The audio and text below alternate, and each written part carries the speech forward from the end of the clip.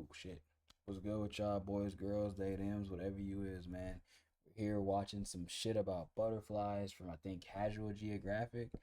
Uh I like nature, but let's see if this shit is nasty as fuck or not. Off the rip, nasty as fuck. I'm sorry, didn't even need to like come on, man. Plenty of animals have pretty privilege, and no other animal has ridden that train further than a gutterfly. I did not misspeak. This halo effect insect is an abomination with wings, and if that offends you, you could die in a field today. Corpse still Facts. warm. Last thing you might see is a bloodthirsty butterfly I didn't know they got down like this. I'm not familiar with their game. This is fucking crazy. swarm. Many butterflies drink blood, among other things. Butterflies will do this thing called mud puddling, and essentially, it's using that built-in straw called a That sounds proboscis racist. to suck the juices out of organic matter to farm free nutrients. Trench flies usually get it out the mud, but they'll also suck on rotting plants, feces, and dead bodies. You don't even have to Damn. die. If you pull over to the side of the road to relieve yourself and come back hours later, you may find a flutter of fiends feeding on your urine. See, now you thought they just used flowers as fuel, and that is true. The problem is just a diet of sugar water would leave butterflies without key minerals they need. One of those Wow. minerals is sodium, and they'll go to extreme lengths to secure it, even irritating the eyes of reptiles to drink the tears. Crocodile tears have use to someone. Of course, butterfly Bro, I always thought crocodile tears was like a fucking like a phrase. You mean to tell me they're fucking real? Them niggas live in water. Fresh water.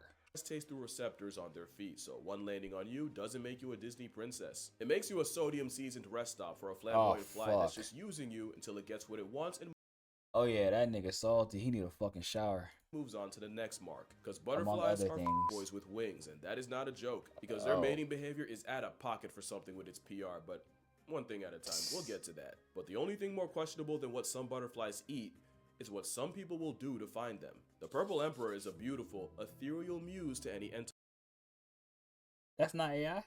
That's real. Is that real? entomophile. It's also a death merchant that avoids flowers, instead preferring rotting animal flesh and fecal waste. That hasn't stopped folks from seeking out this corpse fly, and here are some of the things people have used to attract them. Rotting fish, fermented shrimp paste, stinking bishop cheese, dog poop, roadkill, very used Damn. diapers, and in one case, a trailer of Very- pig poop. But according to very longtime used enthusiasts, diapers. one of the biggest turn-ons for a purple emperor is urine-soaked fox poop. I don't think that's a coincidence, because not only are butterflies fine to mine for liquid gold, science says they might prefer the pee of carnivores, specifically mountain lions, to that of humans or cows. So when you say they prefer cougar pee, we're talking about in more ways than just cloudy with a chance of Why the fuck she looking at me? She why is it looking at me like that? Looking at me like I'm a midnight snack. The kind to be eaten alive. Storming Daniels. Up But in a butterflies tree. are opportunists that'll take them from anywhere, and Russian experiments have shown that vampire moths, yeah, them's a thing, are able to use hook-shaped What? tongues to drill through human skin and vampire Let's moths. just- Yeah, let's- them's a Let's just look at this. Let's just soak it all in. Why the fuck is it hairy?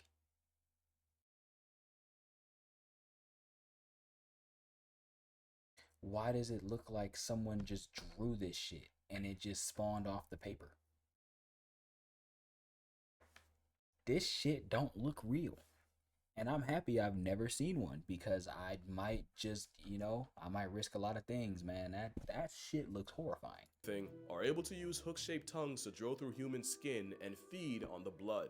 But that was just an experiment. To you watching this, a vampire moth is no risk that we know of. That being said, Yeah, it better not be because I become a bigger risk for that little nigga. What? The fuck you mean? butterflies are not what you think they are, and the more you learn about them, the more you understand why SpongeBob turned his town into an Avengers end credit after experiencing its mugshot once. The funniest part is, the close-up they crashed out over was actually a horsefly, probably because they knew an actual butterfly would have ruined the animal for an entire generation. Because like I Oh, said, yeah. no animal has had better PR than a mosquito in drag. In fact, even their name might be a cover-up. A popular theory is that their original A name was mosquito in actually drag. Flutterby, and the global game of telephone ended predictably. It's much more likely that it came from the Dutch word butterscheiter, or butter shit, because apparently a butterfly bowel Facts. movement looks like a brick of butter. It's not 100% confirmed, but believing otherwise goes against my narrative, so I'm gonna disregard it. Insane intro aside, what is it that makes a butterfly? Because I wasn't kidding. If you're like me, butterflies are not what you think. like on a scientific level. Lepidoptera represents the order of flying What the insects that are fuck? What is this God's...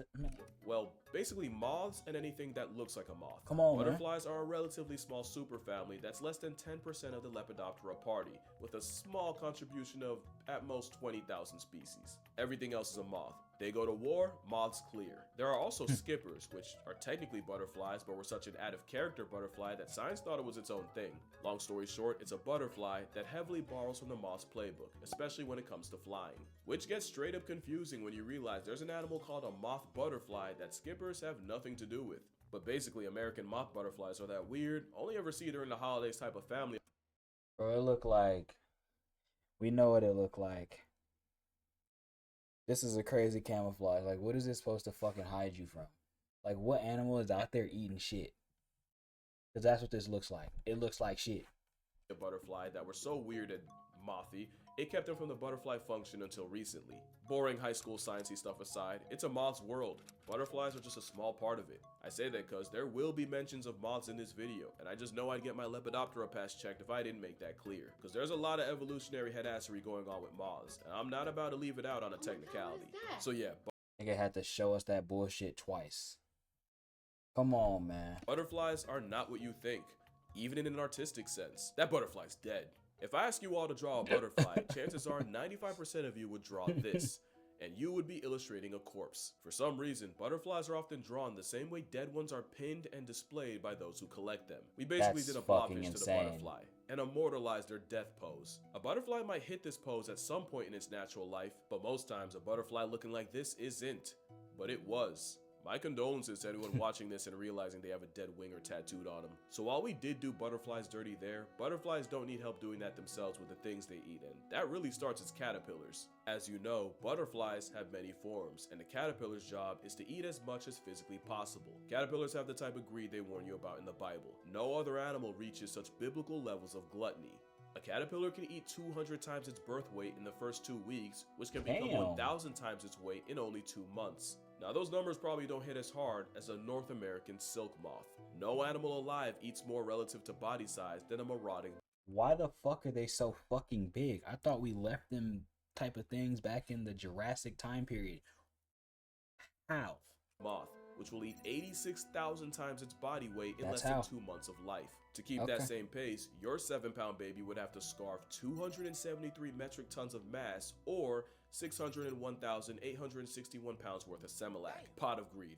Caterpillars eating constantly does have a consequence, and is them being in a Facts. perpetual state of dropping bombs. The scientific name for caterpillar waste is frass, and these hedonists pile on the frass by the metric hecton. If you live in the area code of the gypsy moth, then you've likely woken up to the sound of heavy rain with no water, because it was actually the sound of caterpillars mass flooding folks with frass from above. To be fair, if you could get all your lifetime bathroom visits out the way in only a few weeks, in that time the toilet would never not be attached to your cheeks. But another consequence of caterpillars unloading enough bricks to rebuild the city Why of did we Gotham, get a or close-up of Newark, that? is predators like wasps will track them down by following the brown brick road. So many caterpillars can ballistically launch their own fecal matter like a cannonball. The skipper caterpillar can shot put its own product up to 40 times its own body length, which is the equivalent of a man blowing it out the other end over 200 feet. Mind you, the world record for shot put is 77. Caterpillars shoot the shit, but ain't no back talk, and the chances a habitual slinger shoots one into your mouth is low. Science won't let it be zero. But they don't always shoot. Wow. Only because caterpillars will also use their poop to manipulate the very plants they eat. Plants don't just get munched on all day and just take it. They'll produce chemicals to repel plant predators like caterpillars. Not only that, but those chemicals are like a cry for help, where one plant being eaten can warn others with its aromatic alarm bell. The catch is, they can only react to one threat at once, and the armyworm caterpillar exploits this by dropping deuces that tricks the plant into thinking it's being attacked by a fungal infection. The plant can only deal with one problem at a time, and while it's crashing out trying to fight a fungus that isn't there, the armyworm has free reign to eat it along with any other plant taking a cue from it. That's diabolical.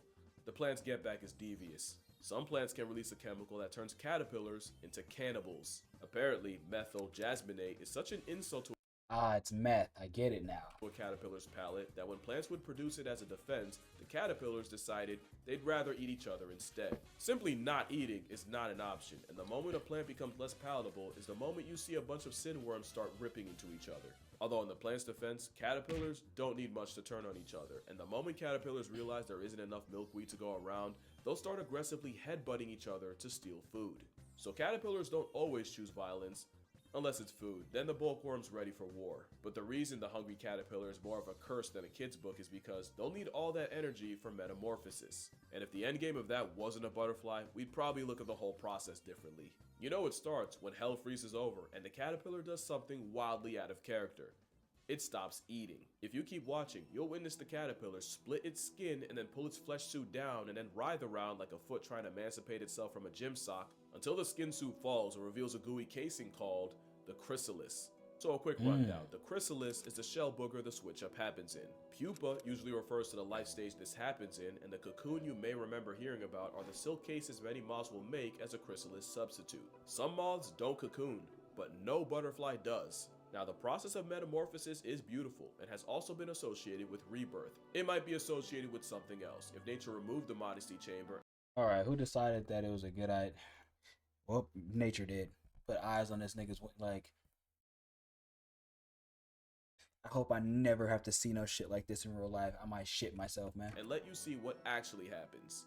Inside the chrysalis, the caterpillar releases enzymes to dissolve its tissues, basically digesting itself into almost soup. If you cut the chrysalis, a mess of caterpillar slushy would spill out. The only things that don't turn into Shrek Fest are imaginal discs, and what they are basically whatever they need to be. They're like the blueprint to their adult life, with discs for every butterfly body part like wings, eyes, antennae, and they lay dormant in the constantly eating caterpillar like a sleeper cell. The only thing stopping it from activating is the juvenile hormone in the caterpillar. In the same way neutering neophytes kept castratos sounding young, the hormone Peter Pans the caterpillar and keeps them young so they can keep eating like nature's favorite feedie. Once the hormone drops, the caterpillar pupates, and those sleeper cell imaginal discs use the protein-fueled former caterpillar to fuel rapid cell division.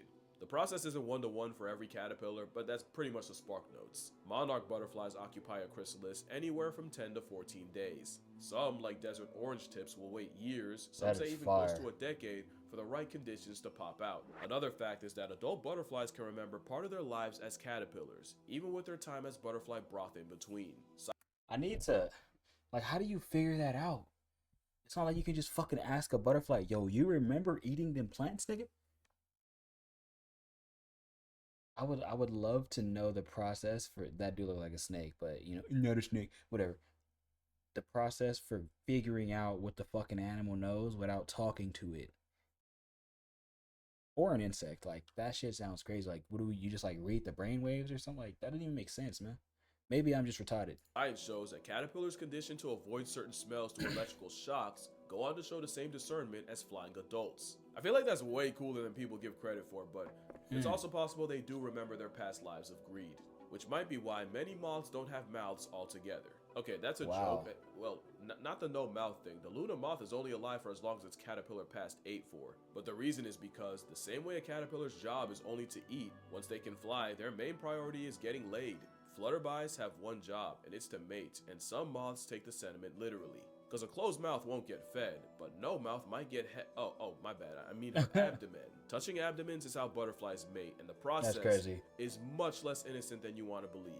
Yeah, it's about He's that gonna time. explain it to us. Almost every messed up thing about butterflies comes down to them catching a date. Butterflies will use several factor authentication like sound, color, even flight patterns to choose a mate, but the real secret sauce are pheromones. Males use pheromones like a calling card, and many moths and butterflies have a hair pencil to help get the message out further. Also called the coromata, it's a scent organ that inflates and fans out pheromones to anyone who might be interested. And with over 180,000 species of moths and not moths, someone was bound to take it too far. And Creighton's Genghis shows you just how far love makes some guys go. Ah, so that's why we gotta look at this nasty ass bullshit. I see what you did there.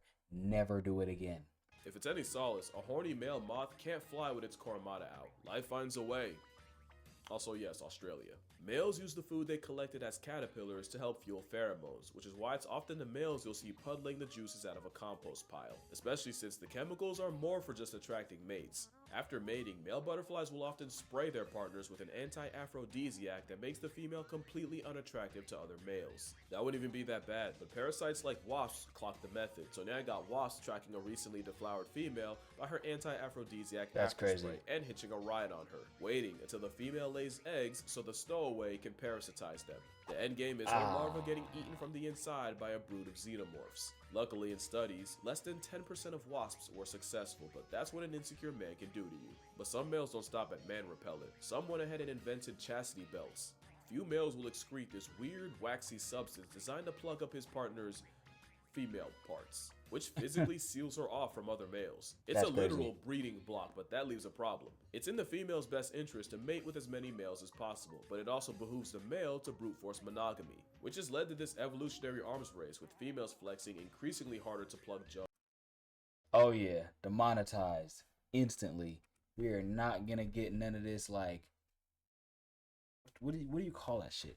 The goddamn when the animals are I can't fucking remember. I'm about to Google it. I'm about to Google it. Oops.